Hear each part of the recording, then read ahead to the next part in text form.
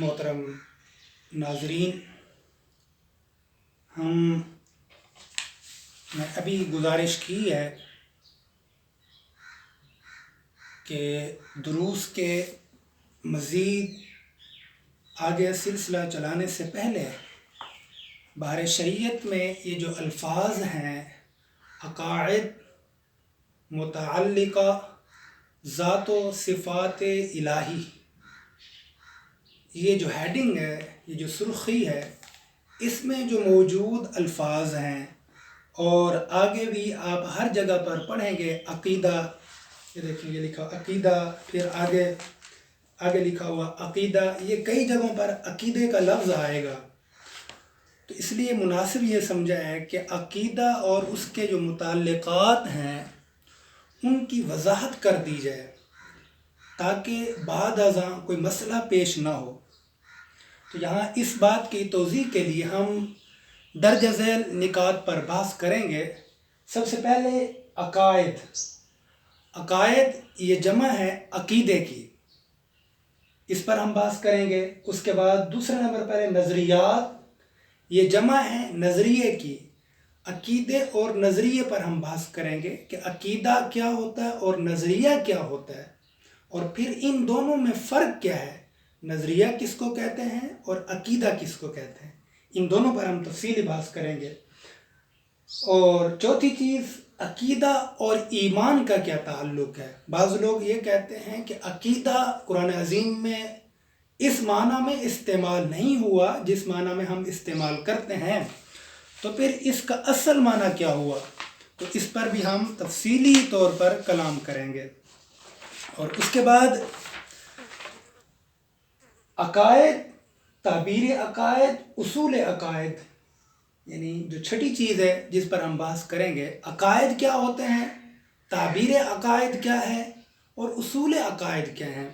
یہ بنیادی طور پر 5-6 چیزیں ہیں، ان پر ہم اختصاراً اجمالاً گفتگو کرتے ہیں تاکہ جو ہمارے محترم سامعین ہیں، قارئین ہیں، دیکھنے والے ہیں، وہ اس بات کو اپنے ذہنوں میں راسخ کر لیں کہ عقیدہ کوئی نئی اصطلاح نہیں ہے، کوئی ایسی اصطلاح نہیں ہے جس کو آج کے دور میں گھڑ لیا گیا ہو، جیسے کہ غامدیت اور پرویزیت کے مکتبہ فکر کے لوگوں کا نظریہ ہے۔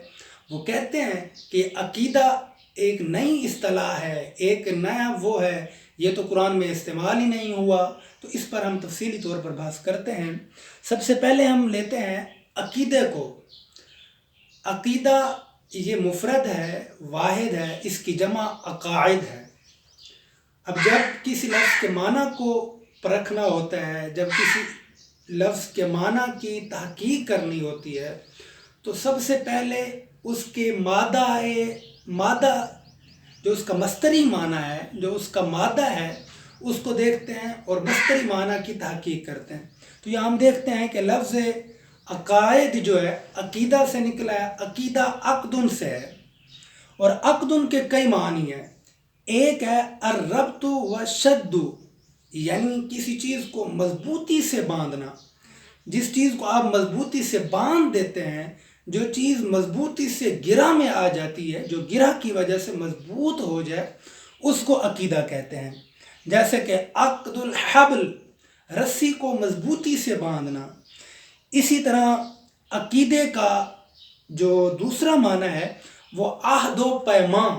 عہد و پیمان پر بھی عقیدے کا اطلاق ہوتا ہے، یعنی مضبوط عہد، مضبوط میثاق، مضبوط وعدہ، وہ وعدہ جس کو نبھانا بہت ضروری ہو، اس پر بھی عقیدے کا اطلاق ہوتا ہے۔ اس طرح عقیدے کا ایک معنی ہوتا ہے ملازمت، لازم پکڑنا، استمرار برتنا، کسی چیز کو لازمی طور پہ دل کے اندر اس کو بٹھا لینا، دل کے اندر کسی چیز کو مضبوط کر لینا، یعنی کسی چیز کو تہ دل سے قبول کر لینا، اس کو بھی عقیدہ کہتے ہیں۔ اور چوتھا معنی ہے التعقید، یعنی بات پکی کرنا، بات کو پختہ کرنا، بات کو مضبوط کر دینا۔ جیسے کہتے ہیں عقد بیع، یعنی عقد البیع اذا عقدہ، عقد بیع اس وقت منعقد ہوتی ہے جب بات پکی کر لی جائے، بات مضبوط کر لی جائے، اس نے عقد فروخت کی تاکید کی، اور یہ بھی کہا جا سکتا ہے کہ اس نے عقد بیع کی بات پکی کی۔ گویا ان معانی کے اعتبار سے، ان لغوی معانی اور مفاہیم کے اعتبار سے ایک جو معنی ہمیں اخذ ہوا ان تمام معانی کے اندر، جو مشترک معنی ہے وہ یہ ہے کہ عقیدہ میں ایسے عناصر پائے جاتے ہیں، ایسی چیزیں پائی جاتی ہیں جس کی وجہ سے چیز کو مضبوط اور لازمت، جس میں لازمت اور مضبوطی پائی جاتی ہے، یعنی اس میں بنیادی معنی لازمی اور مضبوطیت پائی جاتی ہے۔ اب یہ تو ہو گیا عقیدے کا لغوی اس کی تحقیق۔ اہل لغت کے ہاں عقیدہ لازمی، استمرار اور ملازمت، تاکید، عہد و پیمان، مضبوطی، گرہ باندھنا، یہ ان مختلف معانی پر ہوتا ہے۔ اصطلاح کے طور پر کس کو عقیدہ کہتے ہیں؟ کہتے ہیں دل میں مضبوطی سے جمی ہوئی بات کو عقیدہ کہتے ہیں، یعنی دل میں جو بات بیٹھ جاتی ہے، جو مضبوطی سے چیز بیٹھ جائے، جس میں انحراف ممکن نہ ہو اور جس کے برخلاف کرنا ممکن نہ ہو، اور یہ اس کو کہتے ہیں بنیادی طور پر عقیدہ۔ تو اب عقائد کی تعریف یہ ہوگی، عقائد وہ ہوتے ہیں جو دل میں مضبوطی سے بیٹھ جاتے ہیں، جن کو دل میں استمرار اور دوام حاصل ہوتا ہے۔ اب یہ بات تو تھی عقیدہ کی، عقیدے کا لغوی معنی اور اس کا اصطلاحی معنی۔ دوسری طرف ہے نظریات، یہ جمع ہے نظریے کی۔ نظریہ کس کو کہتے ہیں؟ نظریہ نظر کا معنی ہوتا ہے غور و فکر کرنا، تدبر کرنا، تفکر کرنا، تعقل سے کام لینا، یعنی کسی چیز میں آپ نے غور و فکر کیا، کسی چیز کا، ایک چیز کے بارے میں آپ نے ایک انداز سے غور و فکر کیا تو ایک زاویہ نظر سامنے آیا، ایک نقطہ نظر سامنے آیا، دوسرے انداز سے آپ نے تحقیق کی تو دوسرا نقطہ نظر سامنے آیا، ایک چیز پر مختلف افراد نے تحقیق کی تو ایک فرد کے سامنے ایک زاویہ نظر سامنے آیا، دوسرے فرد کے سامنے دوسرا زاویہ نظر سامنے آیا، یعنی یہ اس کو کہتے ہیں نظریہ۔ نظریے میں بنیادی طور پر آپ کی تحقیق اور زاویہ نظر کا بہت بڑا کردار ہوتا ہے، یعنی جیسے زاویہ نظر بدلا، جیسے نقطہ تحقیق بدلا، جیسے دائرہ تحقیق بدلا، ویسے ہی نظریہ بھی بدل جائے گا۔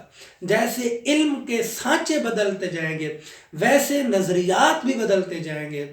اب یہ بنیادی دو اصطلاحات تھیں، ان کی تفہیم کے بعد اب تیسری اصطلاح جو ہے عقیدے اور نظریے میں فرق کیا ہے، یعنی یہ اس کو سمجھنا بہت ضروری ہے۔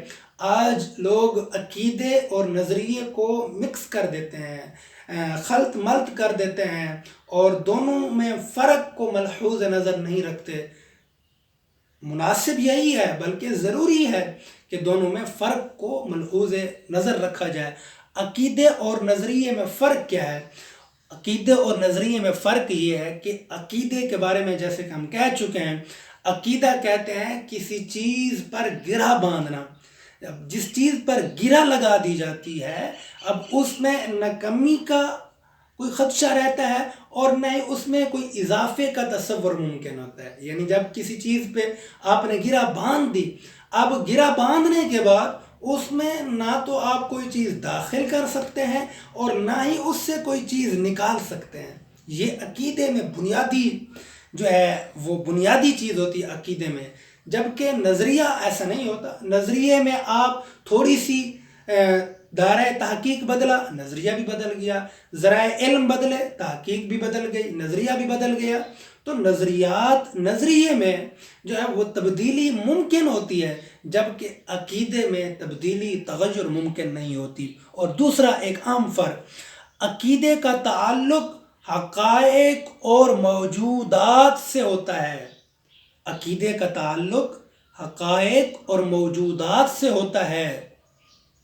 حقائق اور موجودات میں سے سب سے زیادہ مستند بات اسی کی ہوتی ہے جو خود ان حقائق کا خالق ہو. یعنی عقیدہ جو ہے اس کا تعلق حقائق اور موجودات سے ہوتا ہے. جو حقائق ہیں، جو موجودات ہیں، ان سے ہے. اب حقائق اور موجودات میں سب سے زیادہ مستند بات کس کی ہو سکتی ہے؟ بھی آپ کہیں کہ یہ حقیقت ہے اور یہ فرد کہے یہ حقیقت ہے. اب کس کی بات مستند ہو سکتی ہے؟ فرمایا کہ اس کی بات مستند ہو سکتی ہے کہ جو ان حقائق کا خود خالق ہو. اور حقائق کے خالق، جو حقائق کا خالق ہو، جو وہ بات کر دے گا کہ یہ حقیقت ہے، یہ عقیدہ ہے، تو اس کی بات مستند ہوگی. لہٰذا عقیدے میں حقائق کا بہت بڑا کردار ہے، اور خالق کے سب سے زیادہ مستند نمائندے وہ ہیں جن کو وہ خود متعین کرے. یعنی اللہ تبارک و تعالی نے حضرات انبیاء کو اپنا علم دے کر، اپنے متعلق چیزیں دے کر، عقائد دے کر اس نے مبعوث کیا تاکہ لوگ جو ہے وہ ان کو اختیار کریں. اب معلوم یہ ہو گیا کہ عقائد منزل من اللہ ہوتے ہیں. عقائد منزل من اللہ ہوتے ہیں، وہ اللہ کی طرف سے وحی کردہ ہوتے ہیں، وہ اللہ کی طرف سے نازل کردہ ہوتے ہیں. عقائد میں کسی انسان کا کوئی عمل دخل نہیں ہوتا. عقائد تہذیبوں اور تمدنوں کے بدلنے سے نہیں بدلتے. عقائد تہذیبیں جتنی ماڈرن ہو جائیں، زمانہ جتنا ماڈریٹ ہو جائے، جدیدیت پسند ہو جائے، سہولیات جتنی آ جائیں، مگر عقائد میں تغیر ممکن نہیں ہے. عقائد منزل من اللہ ہوتے ہیں. جس طرح عقائد کو تسلیم کرنا قدیم زمانے کے لوگوں پر ضروری تھا، جس طرح گدھا اور گھوڑوں پر سوار کرنے والوں پر اللہ کو تسلیم کرنا ضروری تھا، اسی طرح جہاز اور اے سی بند کمروں میں بیٹھنے والوں پر اللہ کو تسلیم کرنا ضروری ہے. جس طرح جنت و جہنم کی موجودگی پر ایمان رکھنا ان بدوش لوگوں پر ضروری تھا، اسی طرح آج کے شہریت پسند لوگوں پر ضروری ہے. جس طرح ان قدامت پرست لوگوں پر، ان قدامت پسند لوگوں پر عقائد کو تسلیم کرنا ضروری تھا، اسی طرح آج کے جدیدیت پسندوں پر بھی عقائد کو اسی طرح جس طرح وہ نازل ہوئے ہیں اسی طرح ان کو تسلیم کرنا ضروری ہے. نظریات منزل من اللہ نہیں ہوتے، نظریات انسانوں کی وجہ سے ہوتے ہیں. کیوں کہ نظریہ اور نظریاتی موقف وہ کیا ہوتے ہیں؟ مثلا مسلمانوں کا جو بنیادی طور پر جو نظریہ ہے، مسلمانوں کے ایمانیات، ان کے اعتقادات، عقائد تو ہیں. مثلا جیسے ابھی میں نے وضاحت کی ہے کہ مسلمانوں کے ایمانیات، جو ایمانیات کے کنٹینٹ ہیں، جو ایمان میں چیزیں آتی ہیں، وہ ان کے عقائد تو ہیں، مگر یہ مسلمانوں کے نظریات نہیں ہیں. یعنی ان کو ہم نظریات نہیں کہہ سکتے. کیوں؟ اور نہ ہی یہ نظریاتی موقف ہیں. یعنی نہ نظریات ہیں اور نہ ہی نظریاتی موقف ہیں. اس لیے کہ نظریہ اور نظریاتی موقف میں وقت، علاقہ، حالات بدل جانے کی وجہ سے ان میں اصلاح کی جاتی ہے. نظریے میں وقت کے بدلنے کی وجہ سے، علاقے کی بدلنے کی وجہ سے، ماحول کے بدلنے کی وجہ سے، جگہ کے بدلنے کی وجہ سے، ٹائم کے بدلنے کی وجہ سے، سپیس کے بدلنے کی وجہ سے اس میں تبدیلی اور اصلاح ممکن ہوتی ہے. نظریات میں اصلاح ممکن ہوتی ہے، مگر عقائد میں اصلاح کا تصور ہی ممکن نہیں ہے. نظریات انسانوں کی طرف سے ہوتے ہیں، وہ انسانی علم کا نتیجہ ہوتے ہیں، اور عقائد انسانی علم کا نتیجہ نہیں ہے. عقائد منزل من اللہ ہوتے ہیں، اللہ کی طرف سے نازل کردہ ہوتے ہیں، اللہ کے رسولوں کی طرف سے متعین کردہ ہوتے ہیں. لہٰذا اس میں کوئی انسان نہ تو اس میں کوئی تغیر کر سکتا ہے اور نہ ہی اس میں کوئی تبدل کر سکتا ہے. اب جیسے میں نے ابھی کہا کہ نظریات میں تبدیلی ممکن ہوتی ہے، نظریات کو بدلا جا سکتا ہے، کیونکہ نظریات حالات کی پیداوار ہوتے ہیں، اور حالات نظریاتی موقف کا نتیجہ ہوتے ہیں۔ یعنی نظریات، حالات اور نظریات ایک دوسرے کے ساتھ جڑے رہتے ہیں۔ کبھی حالات بدل جائے تو نظریات بدل گئے، کبھی نظریات بدل گئے تو حالات بدل گئے، گویا ان کا آپس میں گہرا تعلق ہے، نظریات اور حالات کا۔ اب یہاں ایک اور بات وہ یہ ہے کہ نظریے سے نظریاتی وابستگی ایک شے نہیں، مطلب کہ ایمانیات پر اعتقادات جو اللہ تبارک و تعالیٰ نے عقائد بتائے، عقائد پر اعتقادات اور نظریے سے نظریاتی وابستگی ایک چیز نہیں ہے۔ ایک طرف عقائد ہے، ایک طرف نظریات سے وابستگی ہے، یہ ایک شے نہیں ہے۔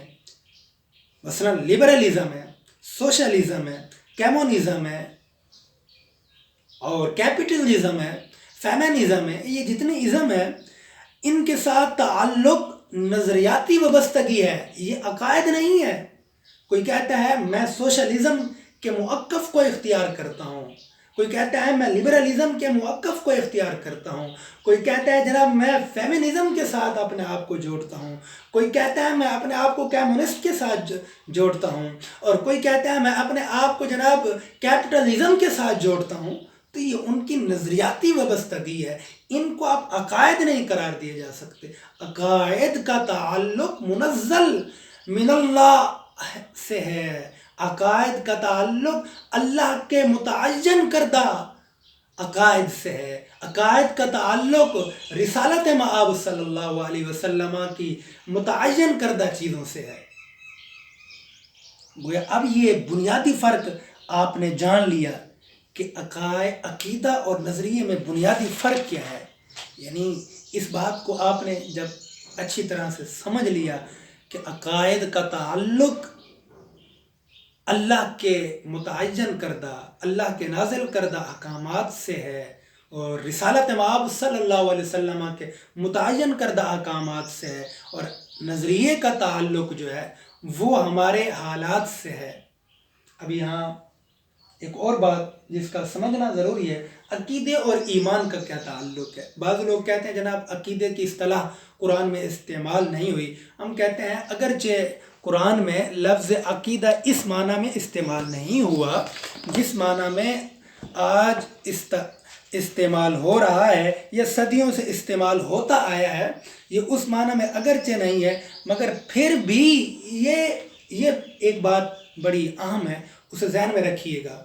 قرآن عظیم دین کی کوئی پہلی کتاب نہیں ہے، اور نہ ہی صرف ایک ہی یہ دین کی کتاب ہے۔ مطلب کہ اللہ تبارک و تعالی نے جو دین نازل کیا ہے، جو اللہ کی طرف سے دین نازل ہوا ہے، اس دین کی قرآن عظیم کوئی پہلی کتاب نہیں، اور نہ ہی صرف یہ ایک کتاب ہے، بلکہ قرآن عظیم دین کی آخری اور تکمیلی کتاب ہے۔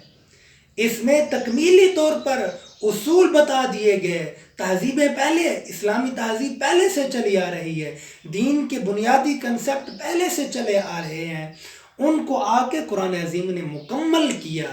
رسالت مآب صلی اللہ علیہ وسلم نے آ کے ان کو تکمیلی شکل دی۔ لہذا یہ کہہ دینا کہ یہ جناب قرآن میں نہیں استعمال ہوئی اصطلاح یا کوئی بھی اور چیز یہ قرآن میں نہیں ہے تو وہ چیز بھی نہیں ہے، دین کا حصہ بھی نہیں ہے، جو قرآن میں ہوگا وہ دین کا حصہ ہوگا، یہ غلط بات ہے۔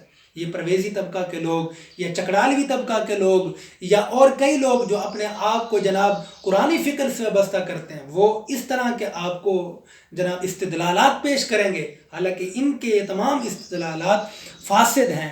ایمان کا تعلق بھی اسی طرح ہے جس طرح عقیدے کا تعلق ہے۔ قرآن میں ایمان کی بار بار اصطلاح استعمال ہوئی ہے۔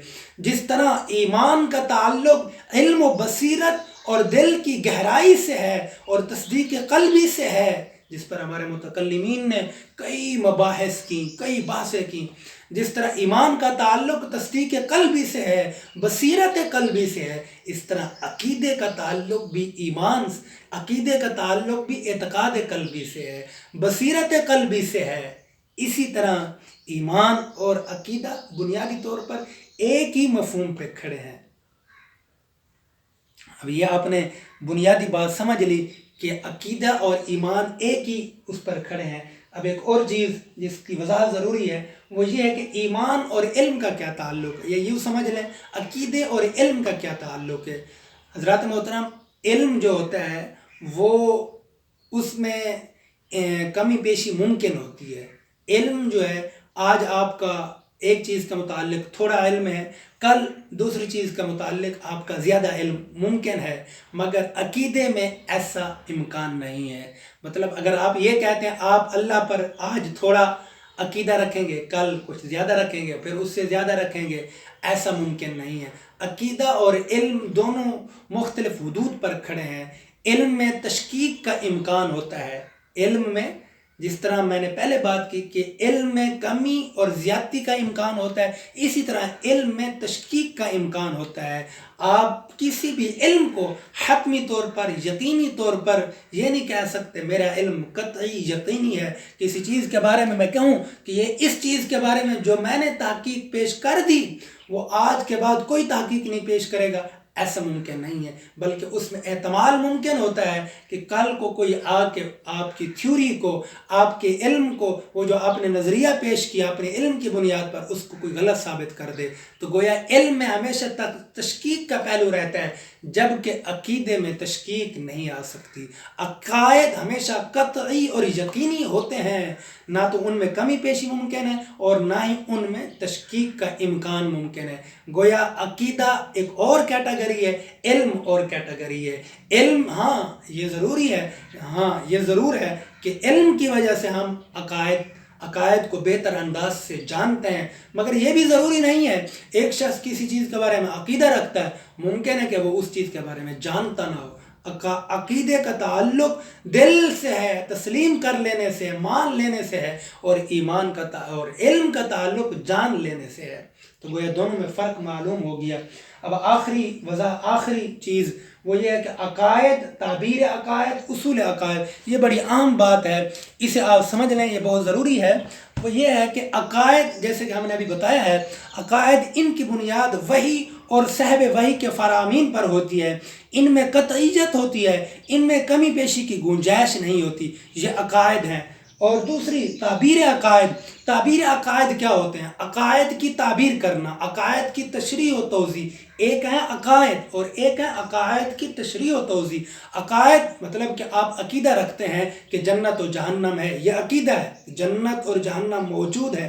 اور دوسرا ہے اس عقیدے کی تعبیر اور تشریح، کہ اس عقیدے کی تعبیر اور تشریح کس طرح کی جائے گی، کہ جنت کس طرح موجود ہے، اس میں کیا کیا فنکشن ہے، وہ کیا کیا سہولیات فراہم کرتی ہے، اس میں کیا کیا لگا ہوا ہے، اس میں کیا کیا اس کی مطلب کہ اس کی ترتیب کس طرح دی گئی، اس کو بنایا کس طرح گیا، اس کے اندر کون جا سکتا ہے، اس کی کیا شرائط ہیں، سہولیات کیا ہیں، اس کی کیفیت کیا ہے، نوعیت کیا ہے، یہ تمام چیزیں یہ اس کی تعبیر میں شامل ہیں۔ اب یہ بات یقین اس کو ذہن میں بٹھا لیجئے گا کہ عقائد میں اختلاف نہیں ہو سکتا۔ ہاں جو عقائد میں اختلاف کرے گا وہ مسلمانوں کے دین سے خارج ہو جائے گا۔ عقائد کی تعبیر اور تشریح میں اختلاف ممکن ہے۔ اب اگر وہ تشریح، کیونکہ عقائد کی تعبیر اور تشریح ہوتی ہے میسر معلومات اور دائرہ تحقیق کی بنیاد پر، کہ کون کتنا بڑا مجتہد ہے، اس کے پاس کتنا زیادہ علم ہے، اپنے علم کی بنیاد پر وہ کتنی عقائد کی تعبیر اور تشریح کر رہا ہے۔ اب اگر اس کی یہ تعبیر اور تشریح امت کے اجماعی موقف کے مطابق ہو، رسالت مآب صلی اللہ علیہ وسلم کی سنت کے مطابق ہو، آپ کے طریقہ کار کے مطابق ہو، صحابہ کے طریقہ کار کے مطابق ہو، تابعین تبع تابعین کے طریقہ کار کے مطابق ہو، جمہور امت کے موقف کے مطابق ہو، تو اس کے عقائد کی تعبیر اور تشریح درست مانی جائے گی۔ اب اگر اس کے عقائد کی تعبیر اور تشریح امت کے اجماعی موقف کے مطابق نہ ہو تو وہ گمراہ اور اس تعبیر کو غلط قرار دیا جائے گا۔ جیسے کئی لوگ جنت اور جہنم کے آج نئی تعبیر کرتے ہیں، وہ کہتے ہیں جنت اور جہنم سے مراد وہ جنت و جہنم نہیں ہے، یہ سر سید سے اور معتزلہ سے چلا تھا۔ تو یہ اس کو کہتے ہیں عقائد کی تعبیر، یعنی عقائد کی تعبیر میں بھی آپ نے اسلاف کے موقف کو، جمہور امت کے موقف کو اور قرآنی تشریحات اور تعبیرات کو پیش رکھ کر ہی عقائد کی تعبیر اور تشریح کر سکتے ہیں۔ اور آخری چیز وہ یہ ہے کہ اصول عقائد کیا ہوتے ہیں؟ جن اصولوں پر عقائد کی بنیاد رکھی گئی ہو۔ یہ علماء ان اصولوں کی تنقیح کرتے ہیں، ان اصولوں کی تحقیق کرتے ہیں، ان اصولوں کو جانتے ہیں، پہچانتے ہیں کہ جناب کن اصولوں کی بنیاد پر ان عقائد کی بنیاد رکھی گئی، جس کو ہم علم کلام کہتے ہیں یا علم اصول الدین کہتے ہیں۔ ناظرین، یہ ہم نے تقریباً عقائد، نظریات، عقیدہ اور نظریے میں فرق، عقیدہ اور ایمان کا تعلق، ایمان اور علم کا تعلق، عقائد، تعبیر عقائد، اصول عقائد، ان پر ہم نے مختصر سی گفتگو کر دی۔ اللہ تبارک و تعالیٰ سے دعا ہے رب تعالیٰ ہماری یہ گفتگو